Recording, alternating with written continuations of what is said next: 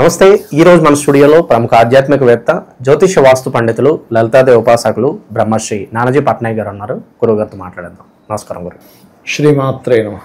గురుగారు, నక్షత్రాల సిరీస్, ఈ సిరీస్ లో భాగంగా మృగశిర నక్షత్రం గురించి ఈ రోజు మాట్లాడుకుందాం. మనం వీళ్ళ సహజసిద్ధ లక్షణాలు ఏ విధంగా ఉంటాయి, ఓవరాల్ గా జీవితంలో ఎలాంటి అప్స్ అండ్ డౌన్స్ వీళ్ళు ఫేస్ చేయాల్సి వస్తుంది, ఓవరాల్ గా లైఫ్ లాంగ్ వీళ్ళు తీసుకోవాల్సిన జాగ్రత్తలు కావచ్చు, పరిహారాలు కావచ్చు, మాకు తెలియజేయండి.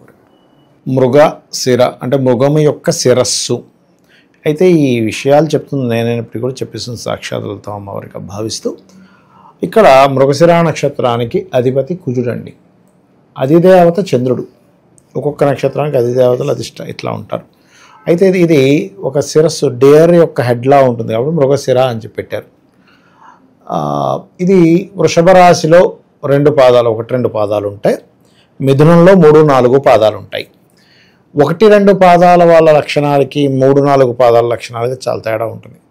1-2 అనుకోండి, 1వ పాదం అనుకోండి, ముఖ్యంగా అందులో వాళ్ళకి బాగా డిగ్నిఫైడ్ నేచరు, రాయల్టీగా ఉండే లక్షణాలు అధికంగా ఉంటాయి. 2వ పాదం వారికి మాత్రం కొంచెం టాకటివ్, ఆర్గ్యుమెంటివ్గా ఉంటారు.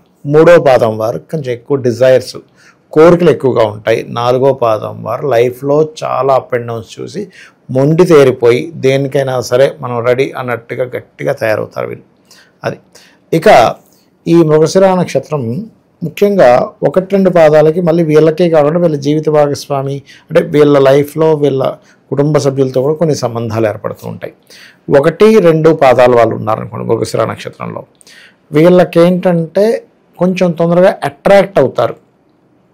అది స్త్రీ కానీ పురుషుడు కానివ్వండి, కొంచెం లవ్ మ్యారేజ్ చేసుకోవడం, జీవిత భాగస్వామితో కొంచెం ఎమోషన్గా ఉండడం అనేటువంటిది జరుగుతుంది. అది వీళ్ళకి జరుగుతుంది, వీళ్ళ సిబ్లింగ్స్ ఎవరైనా కూడా లవ్ మ్యారేజ్ చేసుకోవడం కూడా జరుగుతుంది, గుర్తుపెట్టుకోండి. అలాగే ఇంకొక విషయం ఏంటంటే, ఇది వీళ్ళకి మృగశిర నక్షత్రం 1-2 పాదాలు వీళ్ళకి, వీళ్ళ మదర్కి, వీళ్ళ సిబ్లింగ్స్కి, ఈ ముగ్గురికి వర్తిస్తుంది. ఈ ముగ్గురులో ఖచ్చితంగా ఒకరు లవ్ మ్యారేజ్ చేసుకొని తీరాల్సింది 1-2 పాదాల వారు. ఇక 3-4 పాదాల వాళ్ళు కనుక తీసుకున్నట్లయితే వీళ్ళ యొక్క సిబ్లింగ్స్ వేరే ప్రాంతానికి షిఫ్ట్ అవ్వడం ద్వారా బిజినెస్లో సక్సెస్ అవుతారని చెప్పొచ్చు. అలాగే వీళ్ళ యొక్క మదర్ 3-4 పాదాల వాళ్ళు బాగా టాక్టివ్గా ఉండడం, ఏ విషయాన్ని అంత తొందరగా వీళ్ళు లైట్గా తీసుకోవడం జరగదు. వీళ్ళ మదర్ ఇది మృగశిర నక్షత్రంలో 3-4 పాదాల్లో కనుక పుడతాయి.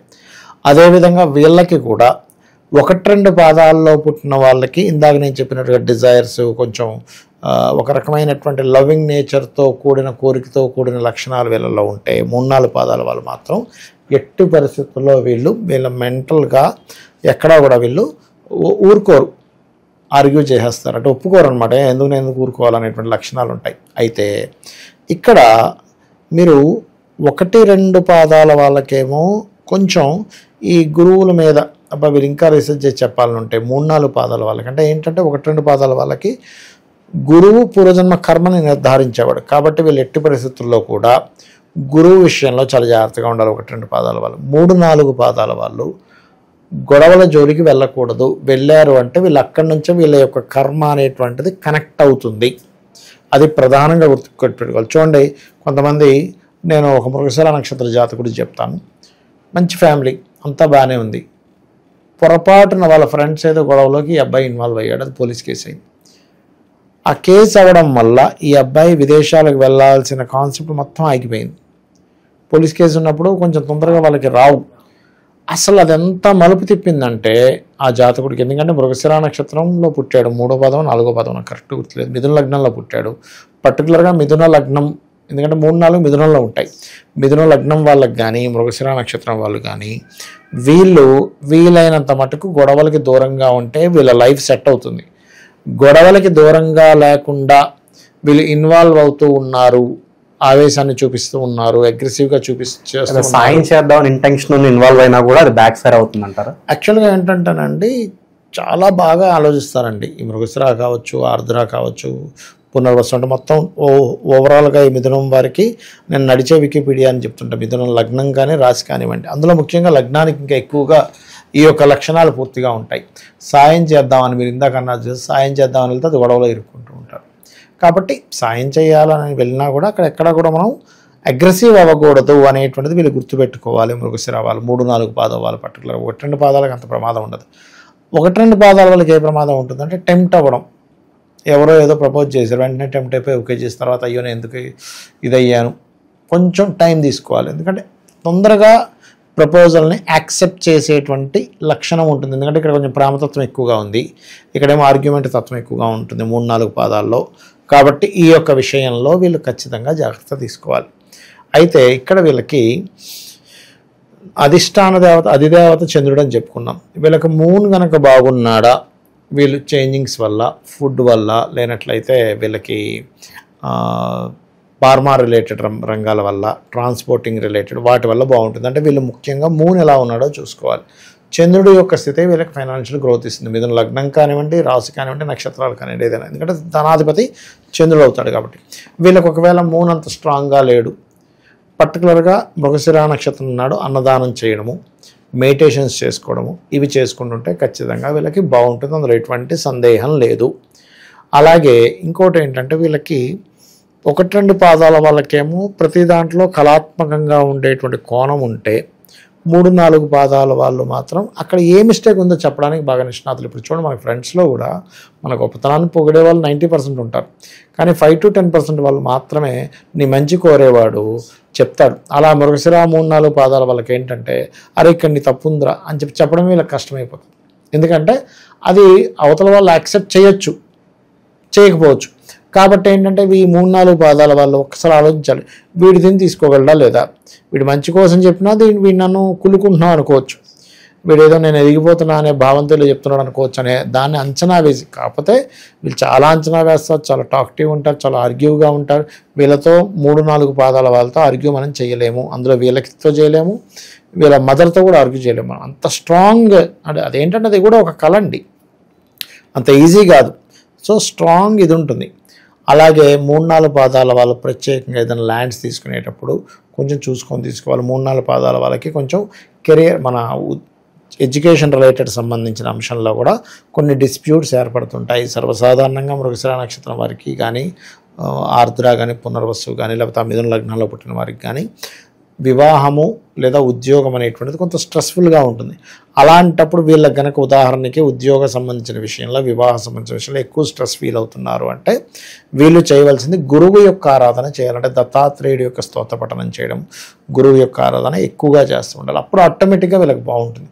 వీళ్ళకి ఎక్కువ రీసెర్చర్ మైండ్ ఎక్కువగా ఉంటుంది. అంటే ఏం రీసెర్చ్ చేయాలి, ఎట్లా రీసెర్చ్ చేయాలి. ఎందుకంటే వీళ్ళకి మృగశిర నక్షత్రానికి అధిపతి అయిన కుజుడి యొక్క రాసుల్లో 6th హౌస్ అనేది సీక్రెట్ సైన్ అవుట్ అవుతుంది, 9th హౌస్ అనేది ఒక సీక్రెట్ సైన్ అవుతుంది. కాబట్టి రీసెర్చ్ ఓరియంటెడ్గా వీళ్ళ హైయర్ ఎడ్యుకేషన్లో కనుక వెళ్ళినట్లయితే ఖచ్చితంగా బాగుంటుంది. అలాగే ఇంకొక విషయం ఏంటంటే కొంచెం తండ్రి యొక్క స్థితి, కొంచెం తండ్రి దూరంగా వెళ్ళడం, కొంచెం ఇటువంటి ఉంటూ ఉంటాయి, అందులో ఎటువంటి సందేహం లేదు. అలాగే మృగశిరలో ప్రధానంగా ఏంటంటే వీళ్ళు ఎవరినైనా వివాహం చేసుకోవాలనుకుంటున్నారు. ఇందులో నేను మీకు మొదట్లో చెప్పాను, 1-2 పాదాల వాళ్ళు కొంచెం అట్రాక్షన్, తొందరగా ఆకర్షితులు అవుతూ ఉంటారు. వీళ్ళు అట్రాక్షన్గా ఉంటారు, అవతల వాళ్ళు చూపించే ప్రేమని వీళ్ళు ఆకర్షణ చెందుతూ ఉంటారు, వీళ్ళు చూపించే ప్రేమకు అవతల వాళ్ళు అట్రాక్ట్ అవుతూ ఉంటారు. 3-4 పాదాల వాళ్ళు మాత్రం కొంచెం స్ట్రైట్ ఫార్వర్డ్ ఇష్టపడే వాళ్ళు వీళ్ళకి అట్రాక్ట్ అవుతారు, స్ట్రైట్ ఫార్వర్డ్ ఇష్టపడలేని వాళ్ళు వీళ్ళకి విరోధులుగా మారిపోతుంటారు. ఎందుకంటే అక్కడ వాదనా యోగం, ఆర్గ్యుమెంట్ యోగం ఉంది కాబట్టి. అయితే వీరికి ఎవరినైనా వివాహం చేసుకోవాలి అంటే ముఖ్యంగా వీళ్ళకి శుక్ర నక్షత్రాలు అయినటువంటి పుబ్బ, పూర్వాషాఢ, భరణి నక్షత్రాలు పనికొస్తాయి. లేదా అయితే ఇక్కడ మృగశిర నక్షత్రానికి ఉన్న ఇదేంటంటే కుజ నక్షత్రాలు, రవి నక్షత్రాలతో చేసేటప్పుడు కొంచెం జాగ్రత్తగా ఉండాలంటే మృగశిరాకి మృగశిర, ఎందుకంటే వీళ్ళు అగ్రెసివే, అక్కడ అగ్రెసివ్ కలిస్తే ఏమవుతుంది, ఇద్దరు కోప స్వభావం అయితే కష్టం. కాబట్టి వీలైనంత మటుకు ఈ కుజ నక్షత్రాలు అయినటువంటి మృగశిర, అదేవిధంగా చిత్త, ధనిష్ట కొంచెం చూసుకొని చేయాలి. వాళ్ళ పర్సనల్ చార్ట్లో కనుక ఈ కుజుడు కనుక శనితో కలిసి ఉంటే చేయకూడదు.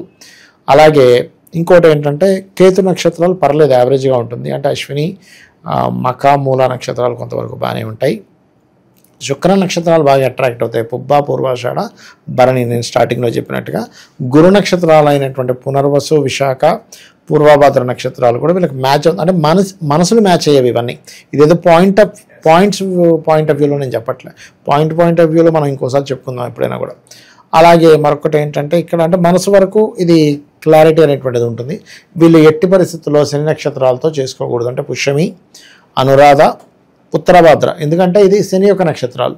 అలాగే రాహు నక్షత్రాలతో కూడా చేసుకోకూడదు. అంటే ఏమిటి, ఆరుద్ర, స్వాతి, అదేవిధంగా శతభిషం. ఏమవుతుందంటే ఇది కుజుడు యొక్క ఎనర్జీ ఈజ్ డిఫరెంట్, రాహు యొక్క ఎనర్జీ ఈజ్ డిఫరెంట్. కాబట్టి ఈ యొక్క విషయాల్లో కాస్త జాగ్రత్త వహిస్తూ ఉండాలి. పార్ట్నర్షిప్ విషయంలో కూడా ఇది అప్లికబుల్ అవుతుందండి. ఎగ్జాక్ట్లీ, మంచి ప్రశ్న వేశారు. పార్ట్నర్షిప్ కూడా ఇది అప్లికబుల్ అవుతుంది. ఎందుకంటే వాళ్ళు ఇక్కడ జీవిత భాగస్వామి అయితే అక్కడ వివాహ జీవిత భాగస్వామి. అయితే పార్ట్నర్షిప్స్ విషయంలో వీళ్ళకి అసలు ఏ బిజినెస్ చేస్తే బాగుంటుంది అనేది వీళ్ళ పర్సనల్ చార్ట్లో ఏ ప్లానెట్ బాగుందో చూసుకోవాలి.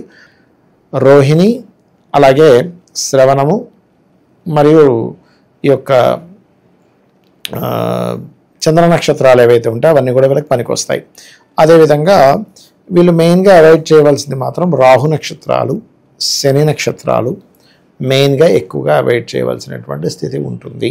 అది ఎక్కువగా వీళ్ళ నక్షత్రాలు యాక్టివేట్ అవ్వాలంటే ఏదన్నా శక్తివంతమైన ఆలయాలు ఏదన్నా రికమెండ్ చేస్తారా వీళ్ళకి? సుబ్రహ్మణ్యేశ్వర స్వామి ఆలయం లేదా సుబ్రహ్మణ్యేశ్వర స్వామిని వీళ్ళు ఎక్కువగా ధ్యానం చేయడము, సర్పసూక్తం వింటూ ధ్యానం చేయడము, అలాగే ఓం స్కందాయ నమః అనే మంత్రం చేసుకుంటూ ధ్యానం చేయడము, శ్వాస మీద ధ్యాస పెట్టి ఈ ఇడాపింగళ నాడుల్ని క్లోజ్ చేసుకుని ఓపెన్ చేసుకుంటూ అలా చేసినట్లయితే ఖచ్చితంగా బాగుంటుంది.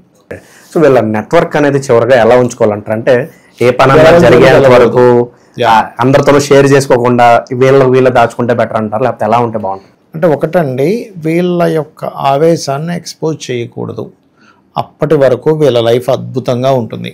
ఎప్పుడైతే ఒక్కసారి కట్టెలు తెంచుకున్నంత కోపాన్ని కనుక 3-4 పాదాల వల్ల కనుక తీసుకొచ్చారా ఇబ్బంది పడతారు. ఓవరాల్గా మృగశిర నక్షత్రం గురించి సహజ లక్షణాలు కావచ్చు, వీళ్ళ జీవితం కావచ్చు, ఎలాంటి జాగ్రత్తలు తీసుకోవాలనేది మీ మాటలో అద్భుతంగా వివరించారు. ధన్యవాదాలు. శ్రీమాత్రే నమః.